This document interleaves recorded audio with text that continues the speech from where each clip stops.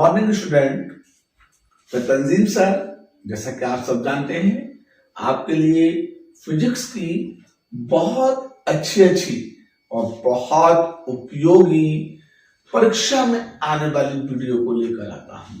और आज मैं अपने इस वीडियो में विद्युत चुंबकीय प्रेरण के पिछले चैप्टर को जो मैं समझा चुका था, और इस वीडियो में अब विद्युत चुंबकीय प्रेरण की घटना जो अन्योन प्रेरण है उसका हमारी जिंदगी में क्या उपयोग है, उस पर आधारित एक उपकरण को लेकर के आया हूं।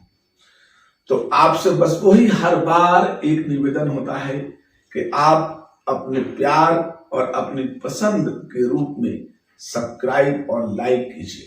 आगे मैं अपने वीडियो के क्रम को जारी रखते हुए अब विद्युत चुंबकीय प्रेरण की जो अन्योन प्रेरण की घटना है उस पर आधारित एक उपकरण ट्रांसफार्मर को लेकर के आया हूं। अब ट्रांसफार्मर क्या होता है, वो एक परिभाषा है। ट्रांसफार्मर किस पर आधारित यानी कि किसके सिद्धांत पर कार्य करता है, वो उसका सिद्धांत है। और ट्रांसफार्मर कितने प्रकार के होते हैं ये उसके कार्य पर निर्भर करता है कि ट्रांसफार्मर कितने प्रकार के होते हैं, ये उसके कार्य पर निर्भर करता है। तो हम आगे की तरफ बढ़ते हैं और इसको देखते हैं। तो मैंने ट्रांसफार्मर लिखा और ट्रांसफार्मर को लिखने के बाद मैंने उसके नीचे विद्युत चुंबकीय प्रेरण लिखा, और विद्युत चुंबकीय प्रेरण को लिखने के बाद उसके नीचे मैंने अन्योन प्रेरण लिखा है। इसका मतलब ट्रांसफार्मर विद्युत चुंबकीय प्रेरण की एक घटना है, और विद्युत चुंबकीय प्रेरण की जो घटना है वो अन्योन प्रेरण वाली घटना पर आधारित है, और ये एक उपकरण है। अब परिभाषा इसकी कि ट्रांसफार्मर है क्या। तो ट्रांसफार्मर ये प्रत्यवर्ती धारा पर आधारित एक उपकरण है। यानी कि आप यूं जान लीजिए कि ट्रांसफार्मर डीसी पे नहीं चलेंगे, ट्रांसफार्मर एसी पर ही चलेंगे। तो ट्रांसफार्मर प्रत्यवर्ती धारा पर आधारित एक उपकरण है। अब आते हैं इसके वर्क के लिए, इसके फंक्शन के लिए, इसके कार्य के लिए। तो ट्रांसफार्मर क्या करता है, तो ट्रांसफार्मर एसी को एसी में ही बदलता है, यानी कि अल्टरनेट करंट को अल्टरनेट करंट में ही बदलता है, या अल्टरनेट वोल्टेज को अल्टरनेट वोल्टेज में ही बदलता है। लेकिन कैसे बदलता है, तो अब आप देखते हैं कि आपके घरों में वोल्टेज कम आ रहे हैं, ट्रांसफार्मर रख दिया गया है तो वोल्टेज बढ़ गए। क्या आपके घर में रोज ज्यादा वोल्टेज आ रहे हैं तो आपने उसे डाउन करके वोल्टेज को कम कर लिया। तो यही तो है ट्रांसफार्मर का कार्य। कौन सा कार्य, कि ट्रांसफार्मर अगर प्रबल यानी कि ताकतवर और दमदार, कैसे ताकतवर और दमदार प्रत्यवर्ती वोल्टेज या धारा है तो उसे आपकी मर्जी के मुताबिक वो निर्बल प्रत्यवर्ती वोल्टेज और धारा में बदल देता है। कैसे थे, प्रबल थे, प्रबल, और इसने कैसे बदल दिया, निर्बल कर दिया उन्हें। कैसे कर दिया, निर्बल कर दिया।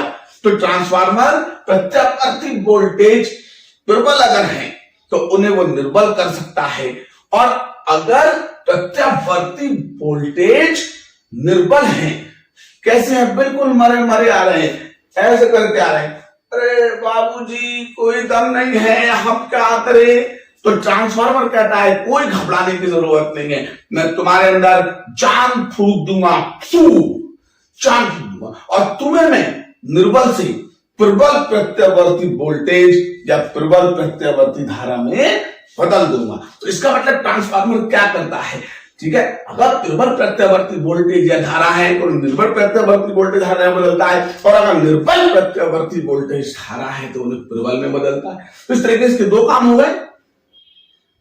कौन से, ज्यादा को कम में करना और कम को ज्यादा में करना। तो इस तरीके से ट्रांसफार्मर दो प्रकार के होते हैं। अब ज्यादा को कम करना यानी कि कदम नीचे को गिरना, तो वो फिर करेंगे स्टेप डाउन ट्रांसफार्मर, अपचाई ट्रांसफार्मर। कौन से, स्टेप डाउन ट्रांसफार्मर, अपचाई ट्रांसफार्मर। और कम को ज्यादा करना तो स्टेप अप ट्रांसफार्मर यानी कि उच्चाई ट्रांसफार्मर कहलाए। अब इनकी पहचान क्या है? अगर ट्रांसफार्मर अपचाई है तो ट्रांसफार्मर की प्राथमिक कुंडली में फेरों की संख्या ज्यादा होगी और द्वितीयक कुंडली में फेरों की संख्या कम होगी। और अगर ट्रांसफार्मर उच्चाई है तो प्राथमिक कुंडली में फेरों की संख्या कम होगी और द्वितीयक कुंडली में फेरों की संख्या ज्यादा होगी। ठीक है, अब इनपुट और आउटपुट को कैसे पहचानते हैं? आपने एक सेब लिया और मुंह में रख के मुंह बंद कर लिया, आउट इन हो गया, आउटपुट से बोल गया मुंह, तो वो हो गया इनपुट। थोड़ी देर बाद खेत पे गए और बैठ गए, ठीक है, और वहां पे कुछ तैयारी आए तो वो समझ गया होगा क्या हो गया, आउटपुट। तो इनपुट जिसे हमने निवेश या खर्च किया है और आउटपुट जो हमें प्राप्त हुआ है। तो याद रखना, पहली कुंडली पर ट्रांसफार्मर की, चाहे वो स्टेप अप की हो या स्टेप डाउन की हो, पहली कुंडली पर ट्रांसफार्मर की इनपुट एसी होगी, इनपुट एसी होगी, इनपुट एसी होगी, इनपुट एसी होगी। लेकिन अब ट्रांसफार्मर की जो दूसरी कुंडली है वो हमें क्या निकाल के देगी?